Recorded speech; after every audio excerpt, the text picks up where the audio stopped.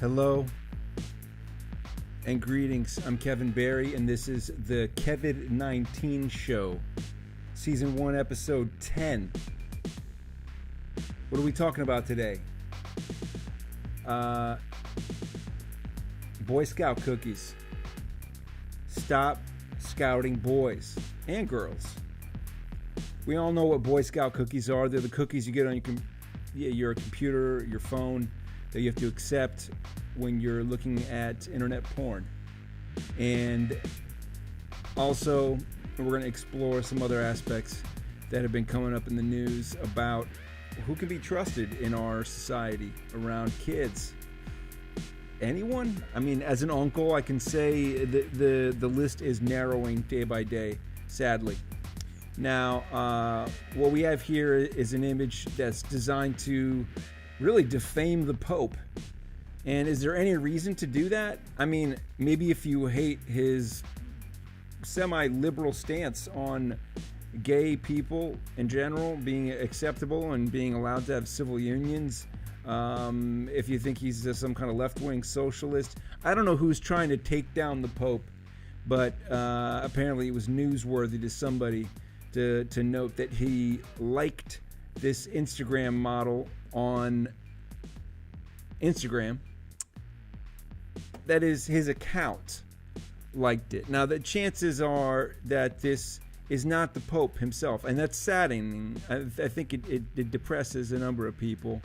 Let's see where I thought I had pulled it up. Let's see if I can dig up.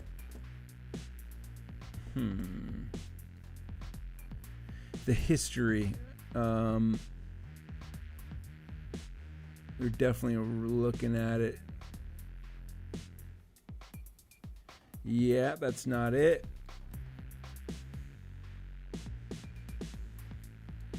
Let's take a peek here. Oh gosh, this is a lot of Pope Francis. It's a little bit too much Pope. We went overkill on the Pope, which it happens. I would say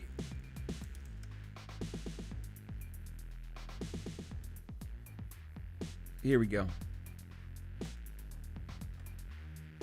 So, yeah, that's apparently from Reuters. This is a more graphic image, I guess, from the Sun, UK. I think the proper thing to do is, if you've seen this so far,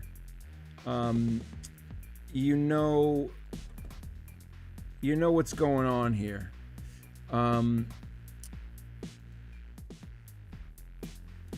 I'll take a look at the actual piece here.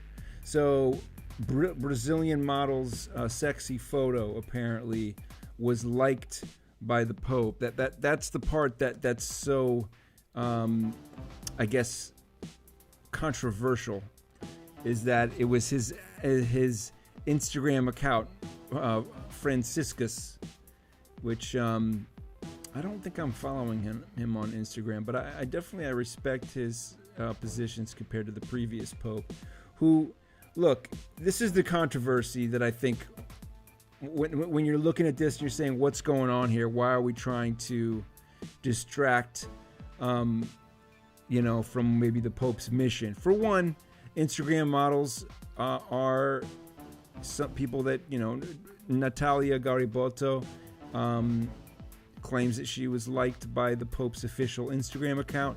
People are saying that it's likely the person that ran the account is not the Pope himself, that he's not on Instagram liking, which is something we'd all love to imagine, that he's like, I got caught doom scrolling again. Ugh, I don't know how to do the sign of the cross, but I mean, that to me somehow that would humanize the Pope, maybe too much, but it's endearing.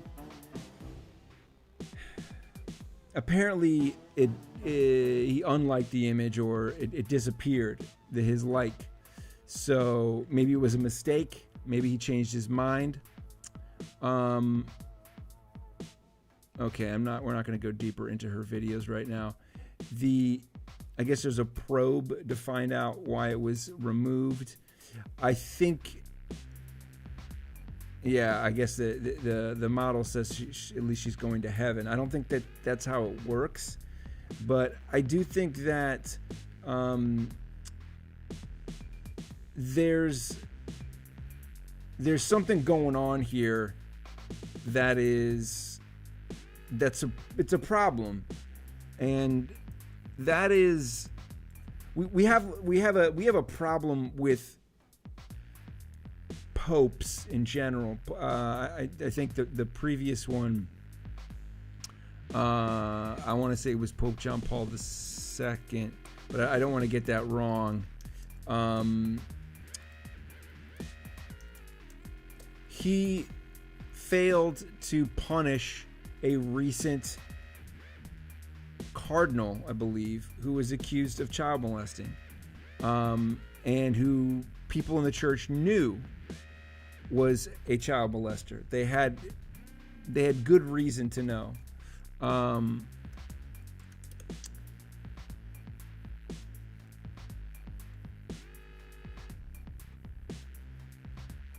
So this is like a week ago. Child molested as a new sacrament. Wait, what? Oh, that's the Onion. Whoops, that's not an article. It's new. Oh, it's Pope. Let's see. So Theodore McCarrick, that's the guy who was defrocked over abuse claims this month, I believe.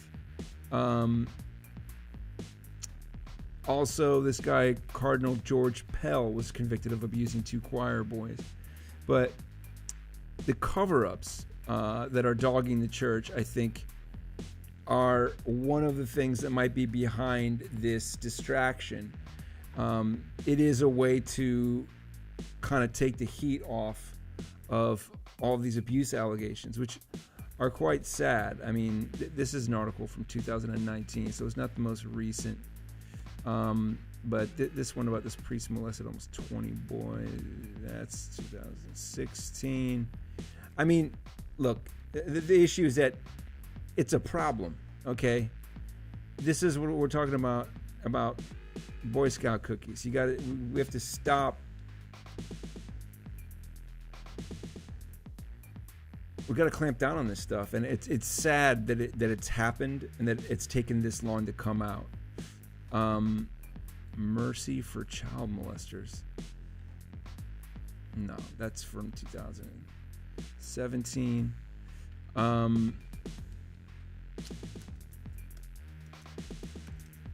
I'm just curious if I got this right. The secrecy rule. There shouldn't be this many articles coming up. And they're saying now Pope Francis. That's fake. So I do think that there are people who are probably attacking Pope Francis and trying to lay at his feet. Like these guys saying Pope Francis is the Antichrist, and saying a child abuse scandal is coming for Pope Francis. So I think that there is clearly this attempt to kind of lay the problem at Pope Francis's feet. He doesn't seem to be the guy that was really at fault here. This is the thing of Pope Benedict was implicated in a cover-up of a Wisconsin abuse case. There's a lot of former popes. That was Cardinal Ratzinger, who have not helped when it comes to this. And I think,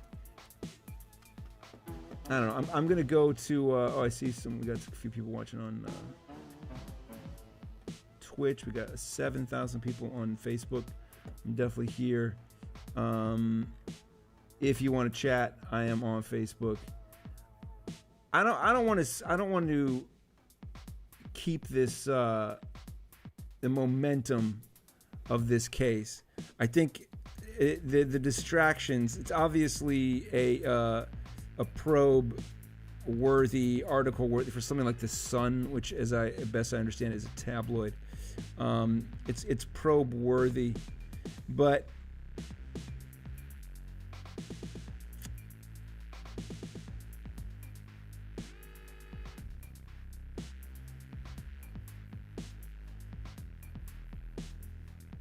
I think that the conflict that we have of not protecting boys in scenarios like in the church, and as we'll find out later on in this episode, is it's a problem, you know, and the fact that it's taken so long for it to come out is a shame. Now, let's see. Let's jump into chapter 2, the Bolsominions. Now, if you haven't been watching, we've had quite a bit of graft and corruption happening in Bolsonaro's regime, and some of it stems from his kids, his sons, particularly this guy Flavio Bolsonaro.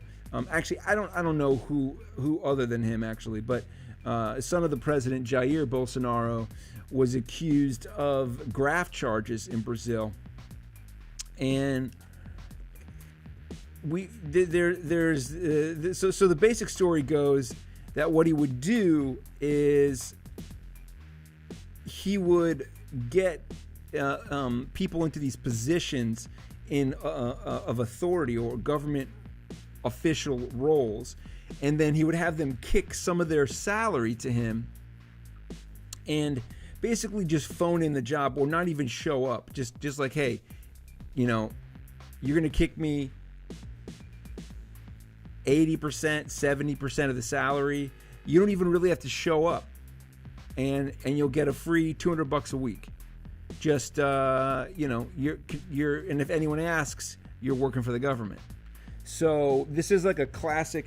I was trying to explain this to my wife, who's from Brazil, that like we definitely had this in America in like the early 20th century. I think there was quite a bit of graft in the U.S. And I'm not saying that it doesn't happen now at all, but I think we've built some controls for this sort of thing. But running a kickback scheme like this used to be very common. I think that's why we have multiple terms for it in the U.S. We have kickback, we have graft, we have money laundering, all the, you know, these sorts of things that people used to get away with more often in the corrupt inner sanctum of our governments in the U.S. But now it's happening in Brazil, and this guy apparently he's on trial, I'm sorry, he's under investigation, we should say. So we'll see. As you know, Bolsonaro is he's the Trump of South America. I mean, maybe there's others, but he's kind of the one that's trying to own the Donald Trump style in Brazil, and he's emulated the president quite well, in that there's quite a bit of what appears to be nepotism. You know, his son taking his power in government and leveraging it and using it to make money, which is something that to me is disgusting. I wonder if he shares notes with Ivanka Trump, if he's ever like, hey, how are you pulling this off? You know, do I have to start a clothing business myself? Like, I don't, you know, Brazil, it's going to be tough to get these patents that I need to make our own Make Brazil Great Again hats in China. You got any tips? I'm not sure. There could be anything, and that's the problem. It could be anything. I don't know. I honestly don't. I don't know the ins and outs. Now, I guess with Flavio Bolsonaro, who has a state legislative office, I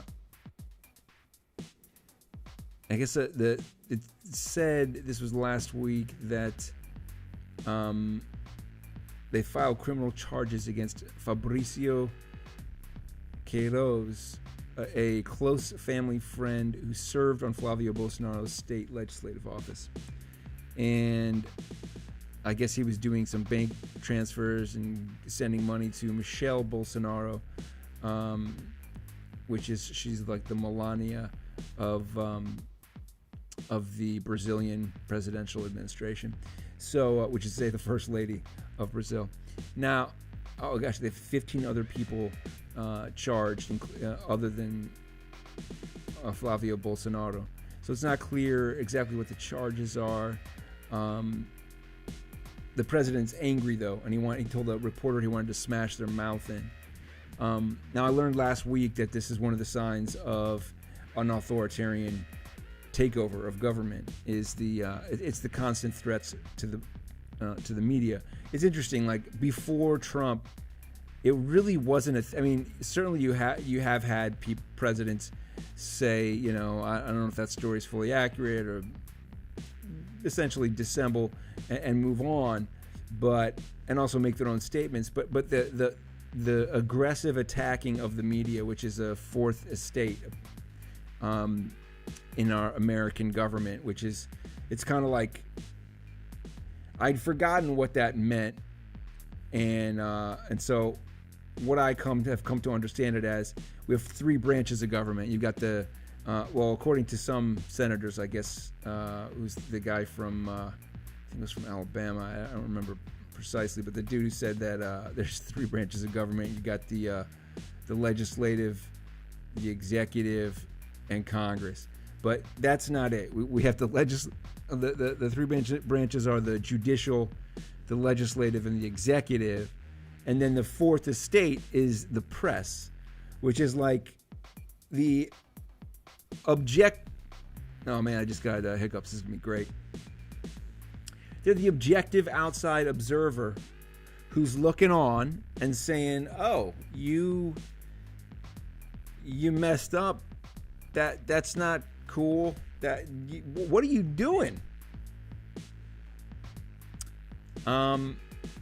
Which is why I say we turn to like the Associated Press to give these counts or projections on the election. It's funny, like every previous presidential election I can recall, no one was questioning the media's account of what the news count is. I mean, they're just supposed to be reporting back what they heard from the counties. Like, Associated Press is like one of the least tainted news organizations, I guess, according to most Americans. In addition to PBS, every other one has in people's opinion, has a taint of bias, and there's always been some bias. But we used to have a law that there was the fairness doctrine before Ronald Reagan blotted it out. He squashed it, and now there's not really there's some places that do attempt, like if you look at the Associated Press, if you look at NPR, sometimes it gives off the appearance of trying to do this, where they'll say Republicans claim this, Democrats claim that. They'll try and address both sides. And that was what the fairness doctrine was. It was saying when you're giving airtime to political matters, which is really things that revolve around an election, that you have to show a little bit from each side. Or if you're reporting from one side, you have to give some point of view that represents the other side, so that you don't become a source of completely rigged and biased opinion. But what's ended up happening is that without the fairness doctrine, each news organization has just kind of started to drift towards a market segment, it seems. And I guess that's what's considered fun now. I mean, that's what people... Yeah, we're going to gravitate towards news that reinforces our opinions. I mean, I'm looking at a New York Times article here. I think I showed my cards a little bit, but we did start with the sun. So... there's a lot going on. let's see. Let's take a look at this video. I should have looked at this about 2 years ago. This is when I guess the accusations first came out about Flavio Bolsonaro being a grifter in government. Let's see here. Just gotta squeeze this down. Here we go.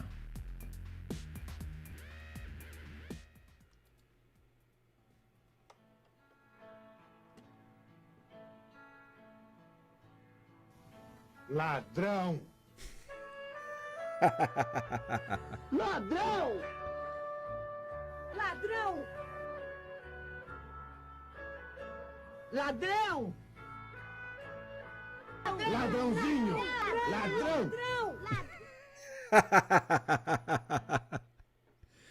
Oh, God. If you don't speak Portuguese, ladrão means thief. And I don't remember why he's crying at this point.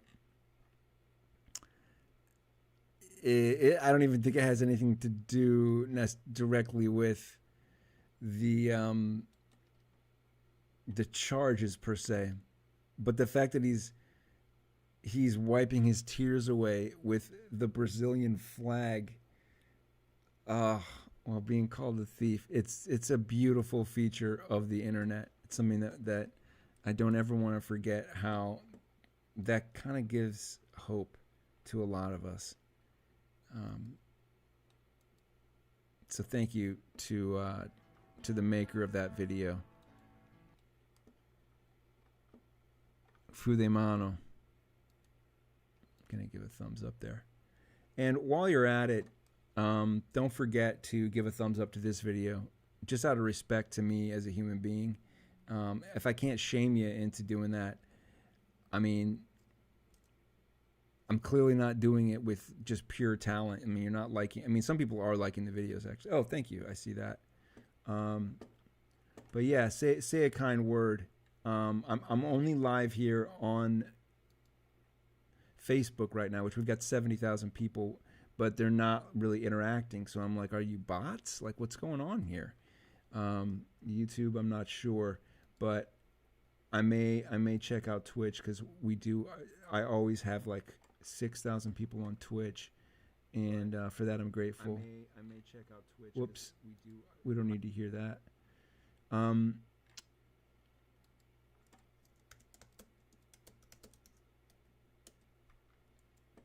Now,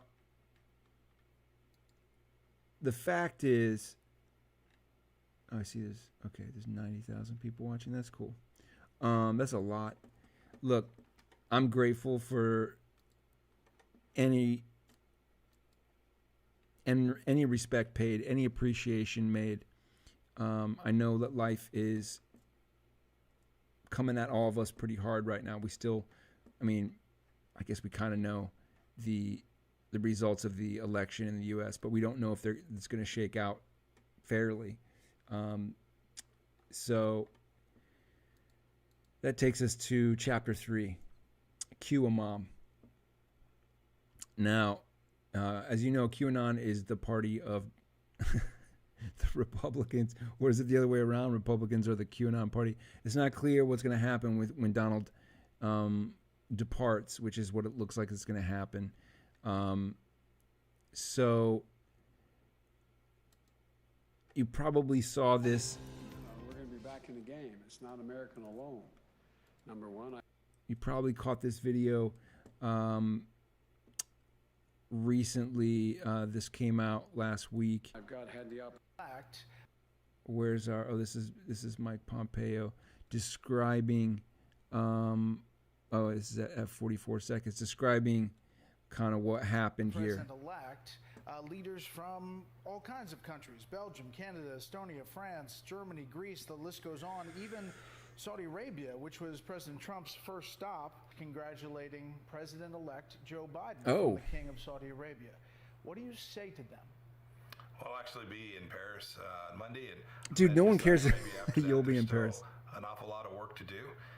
We're reminding everyone that all the votes haven't been counted. We need to make sure the legal process is fully complied with, and then America will do what it does best. We'll have a leader in the White House on noon on January 20th, and we'll continue to execute American foreign policy. It's what President Trump wants to make sure that our entire team does all the way through. Every day. It's what we're focused on. It's what I have my team focused on. There's still a lot going on in the world. We're pretty focused here in America on our own election.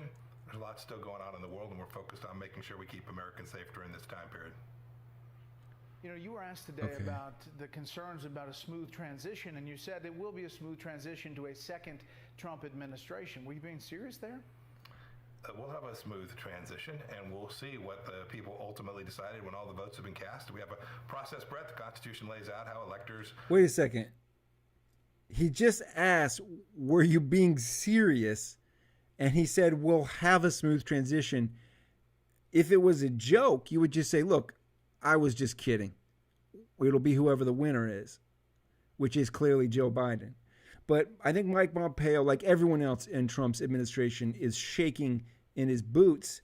He's just trembling in utter terror that if he were to say the truth, he would have his throat slit, just at least in terms of employment, not his literal throat, but his job.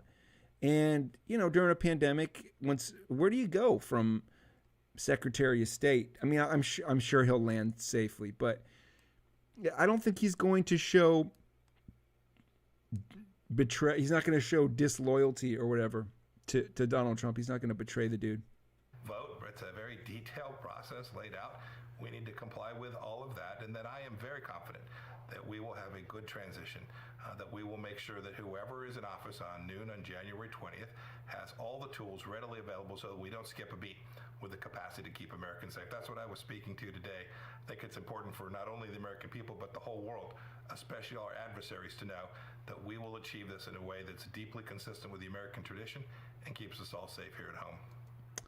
I don't know. The way you're leaning back and saying deeply safe with the American tradition and keeps us, it kind of makes you seem like I'm saying what I have to say. I'm not saying I actually have control over the Department of State, which is supposed to protect us and maintain relationships with our allies. So I haven't responded to any of these nations really that are saying congratulations on President Biden, because in a sense, each one of them is dissing Donald Trump, my boss. And if I acknowledge that, oh, that's going to get awkward.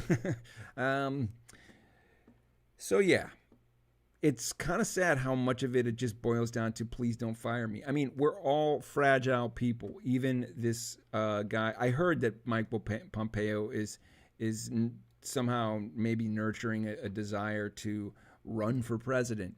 Maybe that's why he's not buckling, and he thinks people that voted for Trump will think that he has a spine when he's clearly showing that his spine is wibble wobbly. But such is life, and such is my life, that I'm going to have to bring this thing to a close shortly. Speaking of bringing things to a close, over 130 Secret Service officers were infected with coronavirus and are quarantining in wake of Trump's campaign travel, apparently. This was 5 days ago. 130. So as each day a new cabinet member or Republican senator, Republican congressman comes out as testing positive, I think last week was Ben Carson. I mean, the administration itself is clearly not safe from coronavirus, and I'm grateful that not, no one within the administration has been killed yet or has died from the virus. We do know that supporters have, people like Herman Cain, never forget him. Sitting there and at that rally in Tulsa, of all places, it was practically on Juneteenth. It was shifted just slightly, but sad, this a sight of one of the greatest largest massacres of, racist intent in American history. Hundreds of people killed over nothing, really, over a false story about, claiming that some guy in an elevator threatened, a black guy threatened a woman or something, and it turned out to be a complete nothing story. It was not true. It's a real shame that we have a country where that happened, and then another today, in this year, this sad year, Herman Cain had to die as well. It's too bad. And I do want to just give the Brazilians something good, because I think I left slightly bad taste in the mouth. Obviously the Brazilian model getting the thumbs up or a heart from the Pope is, I guess you could see that as being a positive, but the corruption in Bolsonaro, that's not on all of the Brazilian people. We have this great artist, this guy Jorge Roriz, who made these masks, and he makes them where he paints people's actual faces. That's a heavy investment in the mask. Here he is wearing his own mask. It's stunning how well this matches. It's just, you did it, man. You're killing it. Really the opposite of killing it, which is you're bringing it to life. You're bringing a dead mask to life. You're making it cool. I think if Americans could get those masks, I don't know, maybe more of them would wear them. Especially if you could make your face more attractive.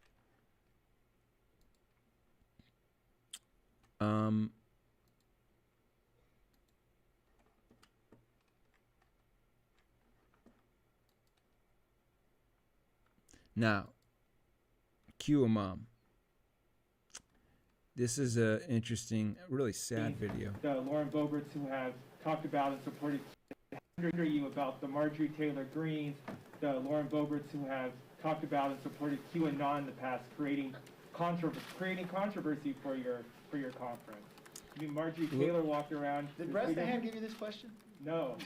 This guy is just Marjorie Taylor so flippant. with the Bible looking for Reps Tlaib and Omar, saying that they needed to swear in on the Bible and not the Quran. How are you going to deal with? Look, our party is very diverse. You mentioned two people who are going to join our party, and both of them have denounced QAnon. So the only thing I would ask of you in a press. I swear, if we find out that QAnon is some kind of third-rate Q-tip company or something that makes the kind of Q-tips that, if you're not careful, they poke your ear with the hard part of the wood or the plastic stick, I'm going to be very disappointed. I'm already extraordinarily disappointed at his flippant attitude about this, since QAnon is it's just pure, unadulterated. Whoa. Maybe that was Q right there. I don't know if you guys heard that. It's just pure, unadulterated malarkey. But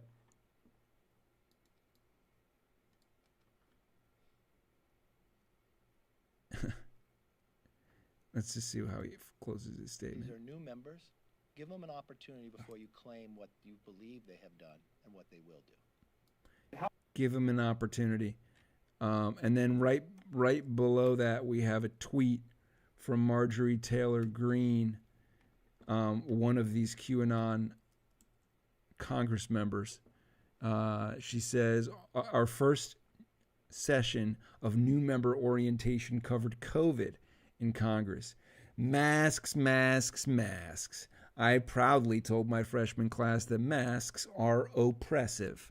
In Georgia, we work out, shop, go to restaurants, go to work and school without masks. My body, my choice. Free your face. I think I nailed the tone there.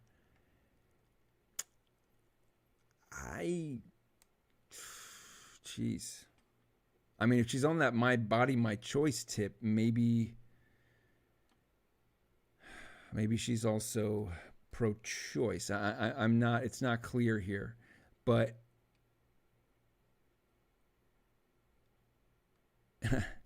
below that, we have this person who said, these people believe elites are torturing and draining babies of their blood. Let's give them a chance.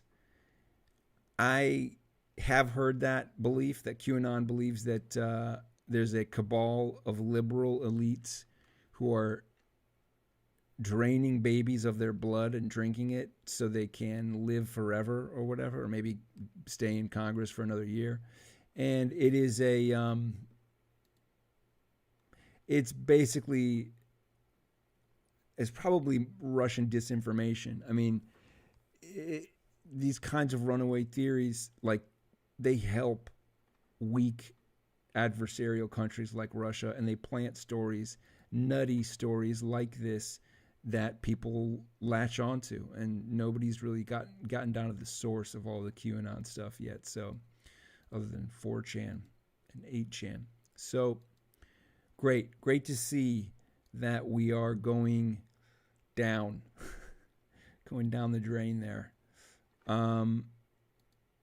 I did have I was going to touch on this MAGA March rally, the Trump, I guess they called it the Million MAGA March, but the numbers were more like, I don't know, 10,000 or so. But the posts, the videos that I was looking at have been deleted, and probably because of the violence that was involved in them. Let's see if I can find what we're looking for here. So it's too bad that there had to be violence like that. But these guys, I mean, there was a dude, a gray-haired dude. From a distance, you thought, oh, this guy's maybe a little older. But he actually, from a closer appearance, he looked just like a guy who'd gone gray at a young age, like me. You know, like I'm in my early 20s. I got a little gray in the goatee. By early 20s, I mean, I was born in the early 1920s. But this dude was throwing punches and pushing women around, black women around, and just fighting with this crowd of Black Lives Matter and, I guess, opposition or counter protesters. And he got clocked, and it's too bad. I can't show you the video, so you're not going to see it. I think we're not going to talk about Dick Cheney for long. We will touch on him briefly. Not him, not physically. We're not going to touch on Dick, but let's see what these guys have to say. Anything else? The Donald Trump approach was repudiated. The Joe Biden was outspoken about what was happening in the country. And as the leader said, this is a completely different situation. We're talking about one state. VP Dick Cheney said on November 27th, we will pay a heavy price for delays in planning and assembly of the next administration. And I don't think this, the Biden having been the Vice President of the United States, the Chairman of the Foreign Affairs Committee, the Chairman of the Judiciary Committee, he knows the territory. So he's going to. This is pathetic. She's trying to claim that Joe Biden's his experience in the job as a senator, being in these different committees, means that he's qualified to look at the disclosures that he's supposed to get as president. It doesn't matter that he was a senator. He won the presidential election. For all that we know, the best in any of the 7 previous elections, when an election has been called like this, except for maybe 2000 when it was much closer. There wasn't a $5 million voter margin, a difference. And there was only one state contested, which is what she was saying at the very beginning of this clip. Whereas here, there's multiple states I mean, the current president would have to reverse massively votes by tens, hundreds of thousands of votes in recounts in multiple states to win back anything. He's lost by a plurality, by really a majority. So anyway, I just had to get that off my chest. It's sad that Dick Cheney is being trotted out as something that, you know, maybe we should look at the wisdom of Dick Cheney, the guy who championed the yellow cake assertions and launching this Iraq war based on weapons of mass destruction that didn't exist. But the truth is, the dude was right that you start off on the wrong foot, and 8 months later you got September 11th attacks. I mean, people are not. You distract the government enough, and then they stumble, and then what? You're doing it so you can say, "See, look, Biden screwed up." It's a sabotage. It's straight up sabotage, which does make it feel Russian. I mean, Russians invented. They really are the masters of sabotage. Like, how much is the most damage you can do with the least amount of effort? And that brings us to our final chapter, which is Scoutin' boys and girls. Last week, sadly, Ghislaine Maxwell's, actually, I don't know, this is a good thing.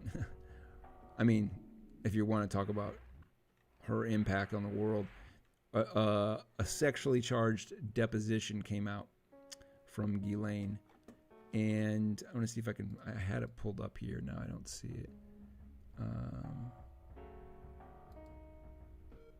Nope, that's not it. We already looked at that. That's too bad. Oh wait, here it is. I knew there was somewhere where I had this like jackpot. I lost my page. So it was page 45, I believe. And how that worked out. We can just jump to it. So, I mean, this is a 465-page deposition, and it is somewhat salacious. It's frustrating to read this. I mean, for me, I can't imagine being an attorney having to go after these people, and the amount. I mean, I guess you're entitled to your defense, but just the amount of dodging and ducking the questions, it's insanity. But if she was child sex trafficking and aiding the mass pedophile, this Jeffrey Epstein character, and to the degree to which we've seen multiple witnesses, multiple victims of him claim, she should pay the price, if anyone should. And let's see here. It's a lot of questions, a lot of things like this. Did she look like a child the first time you met? Blank. We don't know who it is exactly. The answer from Ghislaine: I don't know what you mean. If she looked like a child, you're just gonna have to deal with my crummy British accent here. Did she look like she was under the age of 18? No. Did she look like she was under the age of 16? I just testified, first of all. I couldn't tell you how old she was. She didn't look like a child. Leave it at that. Did you know that she was a child? Mr. Pagliuca, this is her attorney. Object to the form and foundation. I just answered I did not know how old she was. And she looked like an adult. She would probably say adult. In the times that you traveled with her on Jeffrey Epstein's planes, did you ever ask how old she was? Object to the form and foundation, assumes facts, not in evidence, blah, blah, blah. Witness already testified, she doesn't remember. You can answer that question. Did you ever ask her on the many flights you were with her, or the many times you were with her in the house?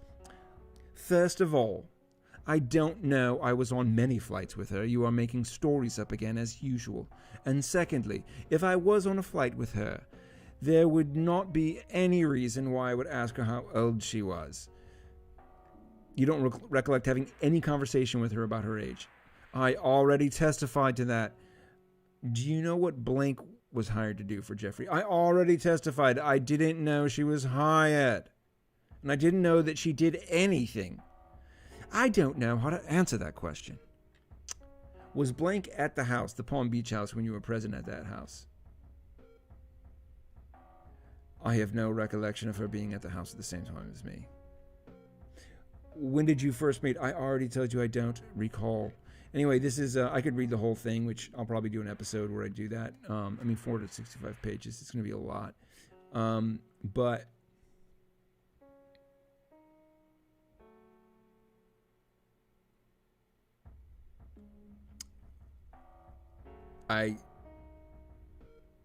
oh, that's interesting. Yeah, I couldn't find the original page, but this is almost, yeah, this is crazy. I just found out that Ghislaine Maxwell was a pilot. Who'd have thought? That I did not know. Oh yeah, the thing I was looking for was this letter. This is great. Which, oh wow, there's 78,000 people watching on Facebook. That's kind of dope. What's up, guys and gals? It's hard, like evidence. I'm sure there's some really damning pages, and I mean, one part is this where they whip out Maxwell Exhibit 2, which is a document that she wrote. It's an email dated Sunday, June 12, 2011. It's written. It's from Jeffrey Epstein to you, and then I guess it has like some stuff in it. Maybe it's in response to an earlier thing that she wrote. Because they point to this part. Oh, geez, that's loud. Darn. Well, I'm gonna have to wrap this up soon. That's what that means. We may have to get back to reading Ghislaine Maxwell's emails later. It's the part that I was going to read was this one. It says, then I would like you to turn to page 4, please. The second paragraph down on page 4, it states, after some thought, I recall I first met Mrs. Roberts when she was working at a premier resort, claiming to be 18 years old and a professional masseuse. And then she's saying, what line... they're saying, what line are you on, counsel? Second paragraph. I got it. Is that a statement that you wrote? And she says, it appears to be so. So does that correct your testimony that you did meet Roberts at Mar-a-Lago? Again, this was written in, when you were saying? 2011. So by 2011, Mr. Roberts had already perpetrated so many lies, stories. It's hard. Oh, Ms. Roberts. Sorry, this is I guess the person that they're talking about.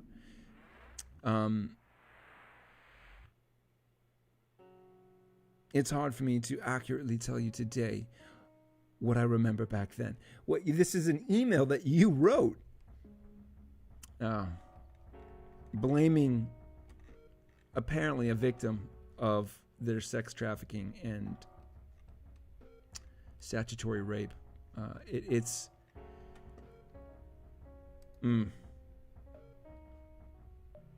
rough. Anyway, she had sued to block this, and it didn't work. She's claiming she deleted some emails due to spam.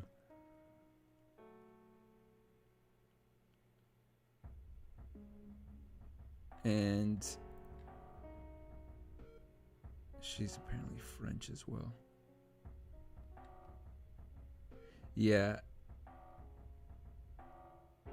They ask, has Jeffrey Epstein ever purchased a company for you or put a company in your name? Her attorney objects, and then she says, I have no recollection. Is there a Ghislaine Maxwell Corporation, for example? No, not that I'm aware of. that has anything to do with me. There may be one with someone else who.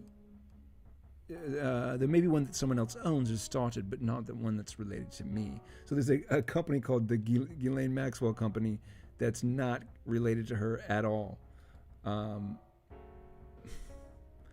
Crazy.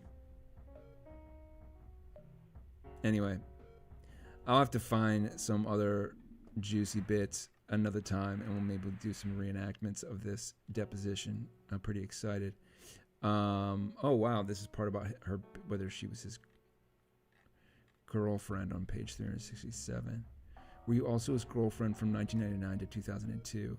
I don't know if I would ever have characterized myself as his girlfriend, but at that time was with him as much, if not more, than I was. Wow, that's Exhibit 20.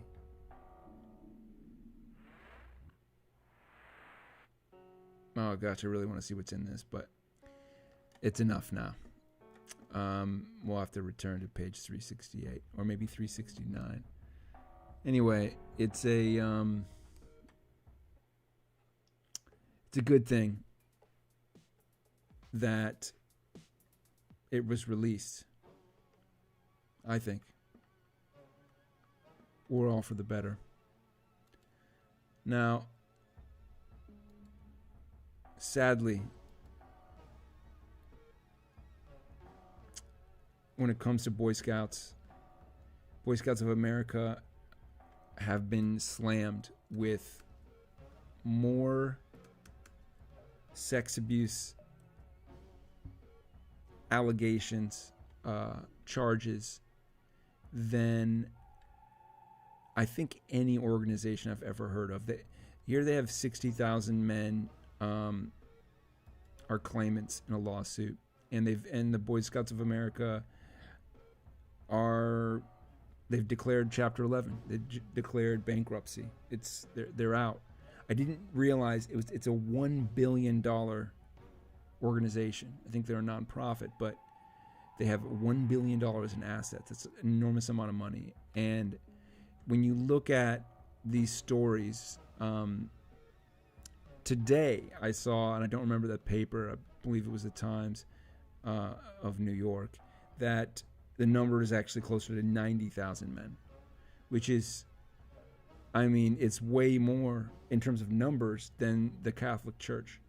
And apparently what I heard was that, and what I've from the stories that have been coming out, is that the abuse, they have records of child molesters, pedophiles, child abusers being attracted to the Boy Scouts, drawn in to serve as I guess Scout leaders since the 1920s at least. There's I think they were called red flag files, and so they knew that as an organization they were a magnet for pedophiles. They knew this going back 100 years. And they had records of these folks, and they didn't really share them properly across the National Boy Scouts of America organization. So that if somebody applied to be a scout leader in one town and he got kicked out for abusing a kid, which back then, you go back from the 70s, 80s. I mean, these cases, from what I'm seeing, go back into roughly that area, 60s, 70s, 80s. People didn't really report these things often. People were really ashamed. They're still ashamed of child abuse. There's a story, this guy, Frank Spinelli, as a young boy living on Staten Island with his mom, dad, and two sisters. And he met this guy who, what was his name? Bill Fox. He was a scoutmaster for Troop 85. And he was also a New York police officer. So the kid looked up to him as an authority figure, and they thought, oh, this guy's safe. Now, one child molesting, child raping scoutmaster who happened to be a New York police officer doesn't mean all cops are bad, but it definitely means that some cops are way worse than bad. They're rotten to the core.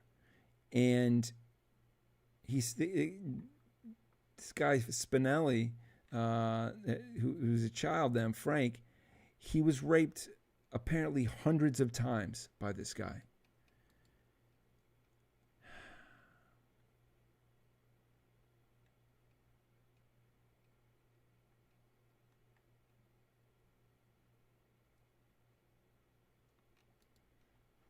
It was known as the perversion files, I guess is one of the things they called their files on Scout leaders who were sexual abusers.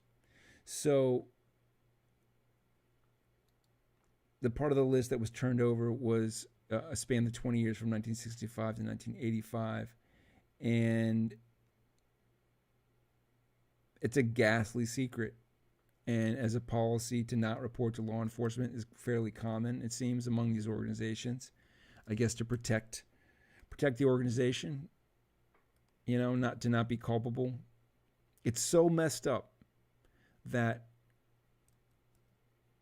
we have cookies collected on our every movement on the internet, but it took this long to get cookies, to get the facts and the info on these child molesters who are known to be child molesters and abusers from the Boy Scouts, and that they were never reported to law enforcement. I mean, of course, the example of this guy, Bill Fox, he was law enforcement. So like the song goes from Rage Against the Machine, some of those who work forces are the same who burn crosses, but apparently some of them are the same who rape boys, quite sadly. So when we have corruption that's on that level, it's going to, and I guess this is a picture of Frank Spinelli, sadly abused. Thank you for coming forward, Frank. Thank you for everyone who had the courage to step forward now and say, this is wrong. And it's not about money. I think that's part of his point, is that there's no payment that would balance out being raped hundreds of times by this guy who was a NYPD police officer and scoutmaster. There's no amount of money. It's not about that. It's about placing the blame squarely on the perpetrator and laying it out there. The guy says he's a doctor now. He lives well, he can whatever. His point in the end is that the only way you can change these institutions is by winning awards and punishing them in court. Like, they would not have come out with this. They wouldn't have admitted this wrong unless they were held to account. And that's, I guess, brings us full circle back to this whole point of the fourth estate. We have the three branches of government, the judicial, executive, legislative, and then the fourth branch, the fourth leg on the, whatever you want to call it, the brontosaurus that is this country. The fourth estate is the media, which is where we hear about these stories of power being held to account. And that is where, they lose in the court of public opinion. I was a Cub Scout, which is quite different from being a Boy Scout, where I think Cubs are baby bears. I mean, I know they are, but not bears in the way they are in the gay community. Again, the gay community of bears, I guess, a sexy guy that has a lot of body hair and a beard and a lot of hair, I guess, like a bear, and maybe a paunch like a bear. And probably he has like a live salmon in his mouth sometimes, and some honey on his paw. But Cubs, I guess, would be like a child version, like a child with a beard. I don't know, hairy kid. I'm not sure exactly. It does make it odd that the Chicago Cubs is a baseball team, that they're just like these baby bears, and then they have a team for football called the Bears that are just fully grown bears. It sort of says that like the Bears could completely destroy the Cubs. I don't mean any of that in a sexual way. I'm just saying like it's animals. But they're both teams that I've always supported because I was born in the Chicago area, and that's how that allegiance works. And sometimes we got to question our allegiances, just because you were born into a family that, believe in the Boy Scouts, and I'm sure they've taught people good things, but it's too much. 90,000. I mean, I've heard numbers of like that doesn't take into account the hundreds of thousands of victims of this kind of abuse who just aren't going to step forward. Maybe they're dead, or they can't. They're too ashamed, too humiliated. We can't let that silence people. It's just wrong. That's the humiliation should be turned back on the perpetrators of these crimes. So thank you for whoever is reporting on those things, for whoever's coming out and telling the truth about them. This is my golden tweet from last week. It's from Alex Bays. He said it's going to be hard after this Trump. He's going to be hard after this for Trump hotels to deny you a late checkout. What a brilliant tweet. Shout out to Alex Bays for knocking it out of the ballpark on that one. I can't wait to. I mean, I've never stayed at a Trump hotel, but if I do, I'm definitely checking out late, and I'm going to say, look, the jury's still out. There's not a clear count on how many hours I've actually even been here. So let's tie a bow around this. What is this thing about Michael Jackson and Donald Jr.? This is a Donald Trump Jr. tweet that he wrote in, what was it? June 25th, 2011. Can't believe it's been 2 years since Michael Jackson passed. I remember playing Teenage Mutant Ninja Turtles on Nintendo with him as a kid like it was yesterday.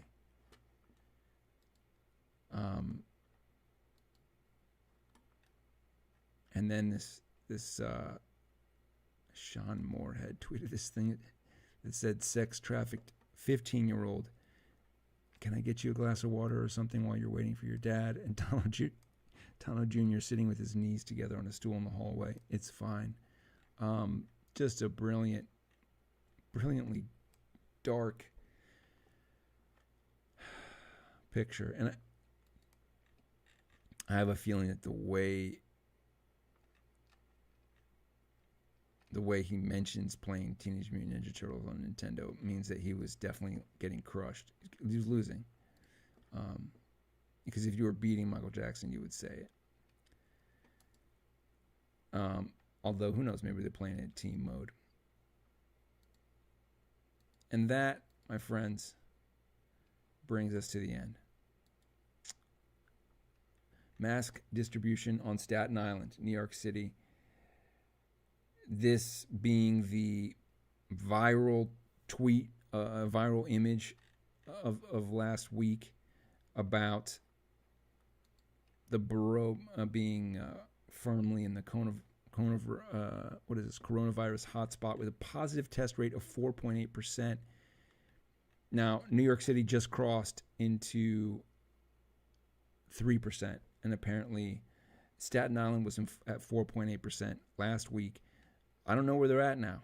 I'm guessing it's higher by this guy's refusal. But this man being maybe a stand-in for all residents of Staten Island, I don't think that's fair.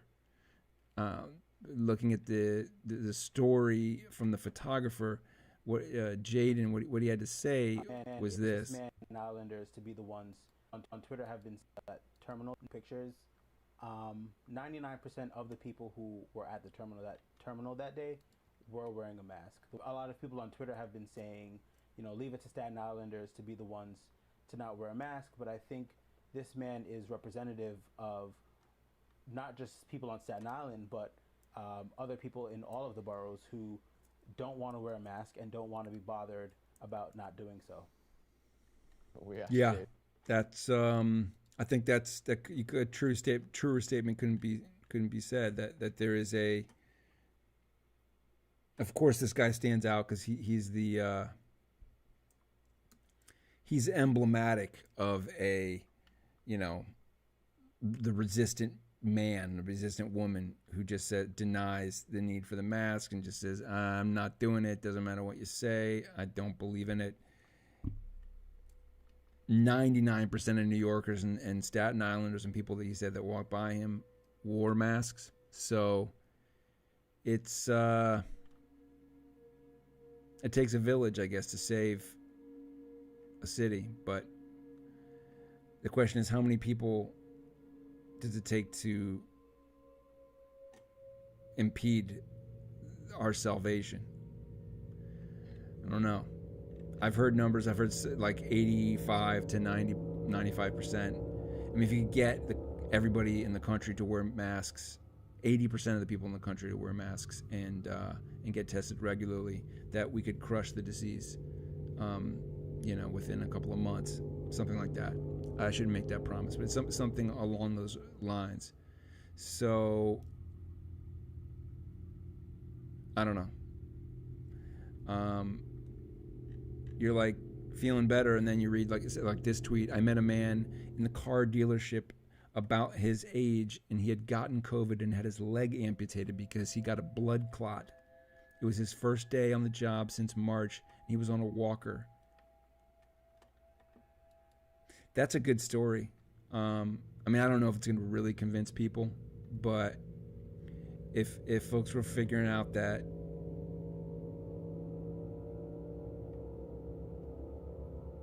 getting the blood clot, you might get a leg amputated, I think that might be. I think Americans really, they act on pain and threats. So, well, this has been one of those shows that definitely ends on a high note. This is the KEVID19 Show. Thank you for tuning in. I am grateful to be your host, Kevin Berrey. You can catch me. I will be posting a schedule. I know this has been coming out. Until I do, you just got to keep your ears perked up and your eyes popped open and be ready. But I will be setting up a more regular schedule for this. Look forward to that. This has been episode 10, Boy Scout Cookies.